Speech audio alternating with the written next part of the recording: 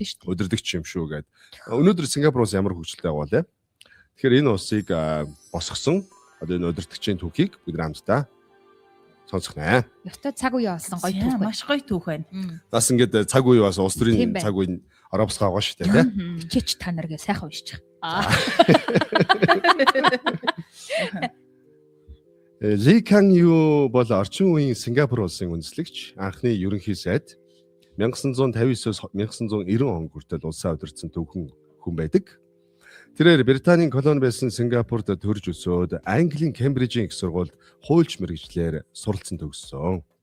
Эх орондоо эргэн ирсний дараа улс төрд орж 1959 онд Сингапурын анхны ерөнхий сайд болсон түүхтэй.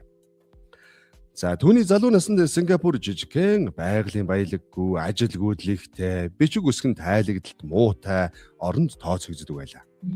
Гэвч Ли Кан Ю хатуу сахилга баттай боловсрол үйлдвэржилтийг чухалчилсан болгох хэрэгжүүлснээр Сингапурыг дэлхийн баян орнуудын нэг болгож чадсан юм. Түүний удирдлагын үед орон сууц, боловсрол, эрүүл мэнд, дэд үтц, эрчимтэй хөгжиж улс орон 3 дахь ертөнцөөс шууд 1-р ертөнц рүү дэвшин гарсан гэж үнэлэгсэдэг. Ваа, гайхалтай. 1965 он бол Ли Кан Югийн амьдралын хамгийн хүнд мөч байлаа. Тэр үед Сингапур Малайзтай нэгдсэн байсан ч үндэстэн хоорондын зөрчил, улс төрийн маргааны улмаас Сингапурыг холбооноос гаргах шийдвэр гарч байж. Энэ Сингапур генет бие даасан маш жижиг байгалийн баялаггүй улс болж үлдсэн гэсэн үг байлаа. Тусгаар тогтнолоо зарлах өдөр Ли Кан Ю телевизээр ард түмэндээ хандан үг хэлэхдээ нулимсаа барьж чадалгүй уйлсан гэдэг. Тэрээр бидэнд буцах зам байхгүй. Урагшилж байж л амьд үлдэнэ гэж хэлсэн нь ард түмнийхэн хувь заяанд ямар их санаа зовж байсныг харуулдаг. Тэр үед олон хүн Сингапур удаан оршин тогтнож чадахгүй гэж хайж байлаа. Гэвч Ли Кан Ю айцаас зүхтаагүй. Харин тэр улс орноо аврахын тулд гадаад хөрөнгө оруулалтыг татах, үндэсний армийг байгуулах, боловсролыг англи хэл дээр суйрлуулах зэрэг зоригтой шийдвэрийг гаргасан юм.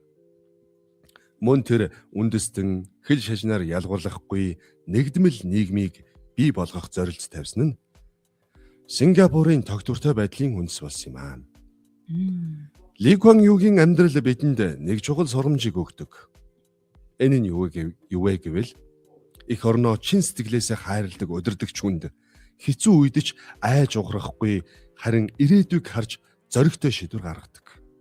Тэр нулимс туслуулан тусгаар тогтнолоо зарласан жижигхэн улс өнөөдөр дэлхийн хамгийн хөгжилтэй орнуудын нэг болсон нь түүний алсын хараа ард түмэндээ зориулсан чин сэтгэлийн тод жишээ байлаа. Гайхалтай. Ямар гоё юм бэ те? Шудраг хүмүүсийн зөв шудраг байдал тэднийг удирддаг гэж нэг гайхалтай үг байдаг. За энэ хүн бол яг л харсан, зорьсон те өөрийнхөө нөгөө оргоо хоосон зүйл дээр нөгөө ирээдүг харж нөгөө удирддаг нэг хүн байгаад идэв шүү дээ. Тэр хүн л байна л да. Тэгсээр тэр хараа зорилгоос ерөөсө буцаагүй маш гоё ирээдүг харсан байна те. Гайхалтай үг байгааз бидэнд ухрах зам байхгүй. Бидэнд одоо урагшилж амьд үлднэ гэсэн ийм гайхалтай үгийг бол хэлжсэн байна. Нөгөө талдаа яг энэ Ли Кан Югийн нөгөө удирдлаганд байгаа тэр нэгдэж чадсан сингапурчууд бас их мундаг хүн байгаа байхгүй. Тэгээд энэ тэд нар яагаад тийм мундаг байчваа гэдэг ингээ бодонгууд ерөөсөө тэр Сингапурын тэр нэг жижигхэн одоо үзүүр штэ те их газрын нэг юм яг далаа руу төрж орсон жижигхэн үзүүрийн хэсэг байхгүй.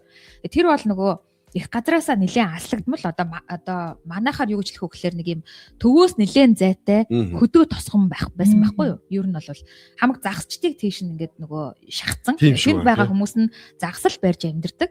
Тэгээд байгалийн баялаг гэдэг юм байхгүй. Далаагаас хэдэн загасл одоо шүрддэг. Тэгээд цэвэр усны бас айгүйх асуудалтай. Нөгөө их газараасаа аслагдсан хол далайн эрэг учраас цэвэр ус ундардаг булаг шанд гэдэг юм нь бүр ингээд нүднийг юм болцсон.